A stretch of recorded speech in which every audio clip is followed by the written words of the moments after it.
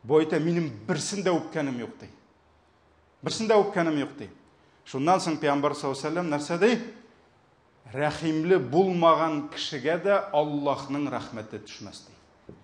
Әгәр дә кешенең үзендә юк икән ди рәхимлелек, демәк аңа Аллаһның рәхмәте дә булмас ди. Бу Бухари, Муслим җыентыкларында килә. Субханаллах. Ул бит җәмәгать ниндидер сверхъестественный, табигый булмаган ниндидер казаныш, достижение түгел бит инде балаңны бу. Шулай бит. Бу гадәти нәрсә. Шуңа күрә ата-ана тудырган, үстергән баласын ул ярату, ул табигый әйбер. Һәм ул балаңны алдыңа утырткач кочаклап убу, йөгереп барган балаңны кочаклап убу, каядыр уйнаганда, шаярганда, битеннән убу, кулыннан убу, муеныннан убу, ул гадәти нәрсә, ул шулай булырга тиеш. Ул шулай булырга тиеш. Һәм җәмәгать бала да ул әле күп тормыштагы кагыйдәләрне аңлап бетермәсә дә, бала үзен яратканын бик яхшы аңлый. Шуңа күрә бала йомшак кешегә бара. Бала үзен кочаклаган, яраткан, аңа елмайган кешегә тартыла. Ул аны аңлый. Һәм бала кечкенәдән ата-анасының мәхәббәтен, назын тоеп, сөенеп үсә. Шушы рәхим шәфкатьне үзенә сеңдереп үсә. Ләкин карагыз, бар икән шундый милләтләр дип әйтик. Шундый халыклар, шундый кабилә, шундый гырыф гадәтләр, ул халыкларда балаларны убу кабул ителмәгән. Там не принято целовать детей. Һәм әгәр дә Пәйгамбәрбез вакытында бу бер кабиләнең мисалында килсә, бүген 8 миллиард халкы булган җир шарында без әйтә алабызмы андый халыклар юк дип? Андый милләтләр юк дип әйтә алабызмы? Юк, ул бүген дә бар. Бүген дә бар шундый авыллар, шундый җирлекләр, шундый милләтләр. Аларда баланы убу дигән әйбер юк. Ләкин бу дөресме, юкмы? Җир өстендә нинди генә халыклар яшәмәсен. Нинди генә гырыф гадәтләр булмасын. Нинди генә методика воспитания детей уйланып табылмасын. Ислам бөтен кешегә килде бер булып. Һәм ислам килде хакыйкый тәрбия белән. Хакыйкый әхлак белән килде. Һәм Пәйгамбәрбез саллаллаһу алейхи ва сәллям шушы оптырап калган кешегә ул ни өчен оптырап калды? Чөнки ул аны гаип дип күрмәде. Ул бит, карале, сез балагызны үбәсе икән, эх, миндә үберем кайткач димәде бит ул. Нигә сез үбәсезме? Вы что делаете, диде. Пәйгамбәрбезгә. Нас никто не целует детей, диде. Димәк, бу нәрсәне аңлата? Димәк, аларда убу ул сәер әйбер. Это ненормально, баланы убу. Ә Пәйгамбәрбез саллаллаһу алейхи ва сәллям нәрсә диде? Йөрәгеңнән Аллаһ рәхмәтен алгач, мин сиңа ярдәм итә алмыйм инде, диде. Шуңа күрә кешенең тышкы гамәле күрсәтә ичке халәтен. Пәйгамбәрбез табиб буларак, калепләр табибы буларак, ул диагноз куйды бу кешегә. Һәм бу милләткә, бу халыкка, чөнки ул үзе генә түгел икән бит. Димәк, аның ул яшәгән авылда бер кем дә баласын үпми. Пәйгамбәрбез нинди диагноз куйды? Әгәр дә сез балаларыгызны үбә белмисез икән, димәк, сезнең бәгырьләрегез каткан. Димәк, сезнең күңелегездән рәхимлек киткән ди. Шуңа күрә, әгәр дә кешенең эчендә рәхимлелек бар икән, баласына карата, димәк, ул аны назларга, ул аны яратырга, ул аны үбергә тиеш. Пәйгамбәрбез саллаллаһу алейхи ва сәллям турында Аллаһ Тәгалә нәрсә диде? Лақад кана лакум фи расулиллаһи усватун хасана. Дөрестлектә сезнең өчен Аллаһның илчесендә иң күркәм үрнәк булды ди. Субханаллах, Пәйгамбәр саллаллаһу алейхи ва сәллям ул син дөрес эшләмисең, син булай эштә дип сөйләп кенә йөрмәде. Иң беренче ул үзе үрнәк иде. Карагыз Пәйгамбәрбезнең балалары белән булган мөнәсәбәтен. Оныклары белән, хәтта шит балаларга булган мөнәсәбәтен карагыз. Анас ибн Малик радиллаһу анху сөйли, Пәйгамбәрбез саллаллаһу алейхи ва сәллямның улы Ибраһимны ди, Алдылар бір гаиләгә имезергә ди, чөнки аларда шундый гадәт бар иде. Кичкенә баланы имезү, сөт анасына бирәләр иде. Һәм Пәйгамбәр саллаллаһу алейһи ва саллям шул өйгә барып Ибраһимны күрә иде, Ибраһимны кочаклый иде ди. Бер вакыт Пәйгамбәрбез белән мин ияреп бардым ди. Һәм ул Ибраһимны күреп, аны кулына алды ди. Аны кочаклады, үпте ди. Һәм карагыз. Менә һәрбер әти, һәрбер бабай аңлый. Ләкин арабызда әти булмаганнар бәлки аңламас. Аңларга язсын. Ул аны үпте дә, аның исен иснәде ди. Пәйгамбәрбез аның каяндыр муеныннан, башка җиреннән дип исен иснәде. Чөнки баланың, сөт имгән баланың, шулай бит, аның исе башка. Һәм Пәйгамбәрбез шуның белән ләззәтләнде. Бу аның Ибраһимга булган хисләрен, Ибраһимга булган аның рәхим шәфкатен күрсәтте. Бу Имам Бухари риваятында килә. Шулай ук Имам Муслимда килә. Анас ибн Малик әйтә, мин ди Аллаһының илчесеннән дә балаларга карата рәхимлерәк булган бер кешене дә күргәнем булмады.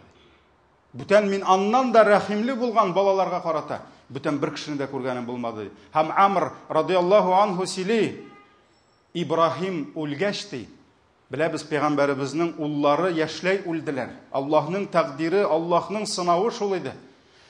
Ибраһим үлгәч Пәйгамбәребез бик елады. Ибраһимны шул кадәр сагына иде. Ул сагынуын әйтә иде. Йөрәкләребез әрни, борчыла, кайгыра. Ибраһим, сине сагынабыз дип әйтә. Һәм Пәйгамбәр саллаллаһу алейһи ва саллям әйтте, Ибраһим минем улым ди. Һәм ул күкрәк өстендә үлде ди. Бу инде имезгән вакытта, ягъни имезү чорында үлде ди. Әле аның 2 яшы тулмаган иде. Һәм нәрсә диде? Аллаһ аңа җәннәттә ди 2 имезүче әни бирде ди. Һәм алар аны ахырына кадәр имезәчәкләр диде.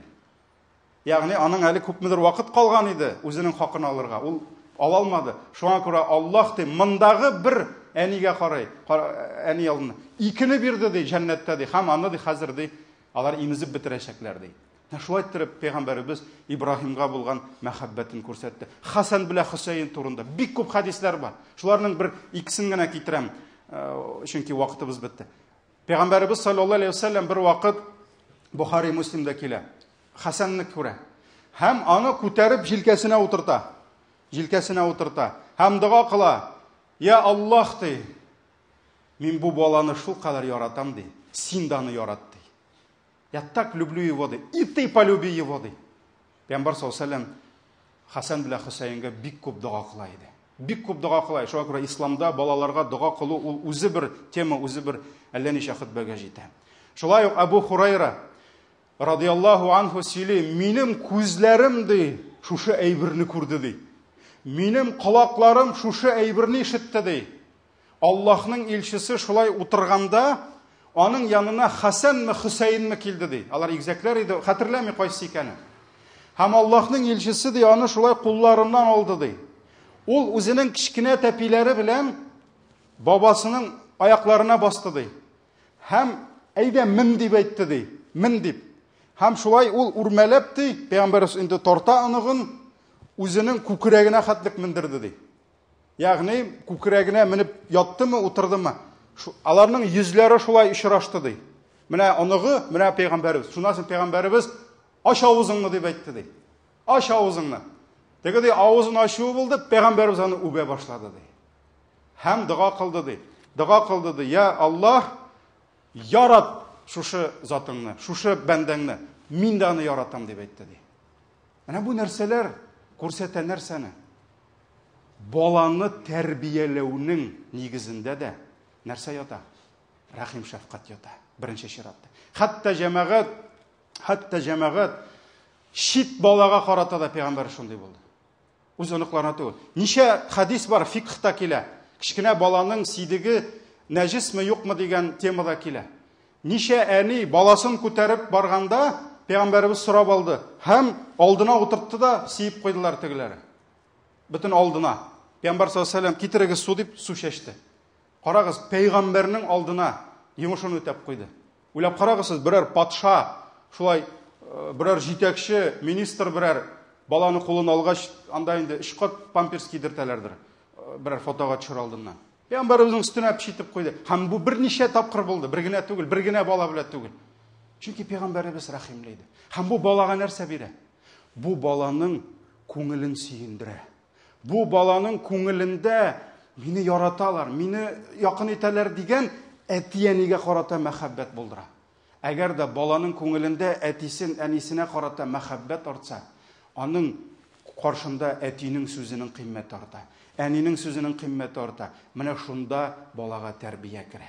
Шуңа күрә баланы каршыңа тезеп, генерал солдатларга hücum алдыннан команда биргән кебек, так, син намазыңны укыйсың, син Коръәнеңне ятлыйсың дип әмер биреп кенә булмый. Ул балалар белән дә үтми, ул хатын белән дә үтми. Кайбер безнең братлар шулай ук бер 5 хадисне өйрәнгәннәр дә хатынына әйтеп кенә торалар. Аның белән йокламаса фәрештәләрнең ләгънәте була сиңа, тегесе булса бусы була, кешене алай гына алып булмый. Хәтта Аллаһның аятын китергәндә дә, зур насихат әйткәндә дә дөрес итеп ки, Луқман Хакимне укыгыз. Я бунайя, я бунайя. Эй улчыгым минем ди. Син малай, син фәлән димәде. Эй улчыгым минем ди. Ягъни улына булган мәхәббәтен, рәхим шәфкатен белдерде. Син миңа бик якын ди. Эй улчыгым минем, ла тушрик биллах. Аллаһка ширк кылма ди. Инна ширка ла зулмун азим. Чөнки ширк ул зур гынах диде. Менә шулай иттереп Пәйгамбәрбез саллаллаһу алейһи ва саллям иретте безгә тәрбиянең нигезе рәхим шәфкат һәм бу бөтен кешеләр белән дә шул. Пәйгамбәрбез нигә кешеләрнең йөрәкләрен яулады? Нигә күпме кешеләр аның артыннан китте? Аллаһ Тәгалә бу сорауга җавап бирде. Фабима рахматин мин Аллаһи линталахум. Аллаһның рәхмәте белән син алар белән йомшак идең ди. Валау кунта фаддан галидал калби лан фадду мин хавлик ди. Әгәр дә син каты бәгырле булган булсаң, грубиян булсаң, дурфа булсаң, әдәпсез булсаң кешеләр белән, лан фадду мин хавлик. Ул кешеләр сиңа яры түгел, бөтенесе синнән качып бетәрләр иде ди. Әллә инде дөрес сүзләр сөйләсәң дә, әдәпсез булсаң, әхлаксыз булсаң качып бетәрләр иде ди. Шуңа күрә фагфуганхум, гафу ит аларны ди. Вастагфир лахум, алар өчен истигфар кыл. Ва шавирхум фил амр, алар белән киңәшләш ди, киңәшләш алар белән ди. Алар күрсеннәр син аларга якын, кыйммәтле икәнен ди. Һәм шушы аяттан соң тәфсирдә берничә тәфсир галиме менә бу хадисне китерде. Нәрсә диде? Пәйгамбәр саллаллаһу алейһи ва саллям әйтә: Минем сезнең белән булган арам ди, мөнәсәбәтем атаның бала белән булган мөнәсәбәте кебек ди. Пәйгамбәрбез безнең өчен әти кебек булды. Һәм әти үзенең баласын алдына утыртып, яратып, мәхәббәт белән тәрбияләсә, Пәйгамбәрбез саллаллаһу алейһи ва саллям да безне шулай тәрбияләде. Шуңа күрә без аның артыннан барабыз. Шуңа күрә аның тәрбиясе бәрәкәтледер. Раббим Аллаһ һәрберебезгә рәхим шәфкат бирсен. Бәгыр катылыгыннан, күңел караңгылыгыннан Раббим үзе безне сакласын һәм үзебезнең әти-әниләребезгә карата рәхим шәфкатле булырга, хәләл җифетләребезгә, балаларыбызга карата, кардәшләребезгә карата мәрхәмәтле булып яшәргә Раббим насип итсен. Баракаллаһу лана ва лакум фил Куръанил азим ва нафa'na bil ayati ва зикрил хаким иннаху хувал гафурур рахим.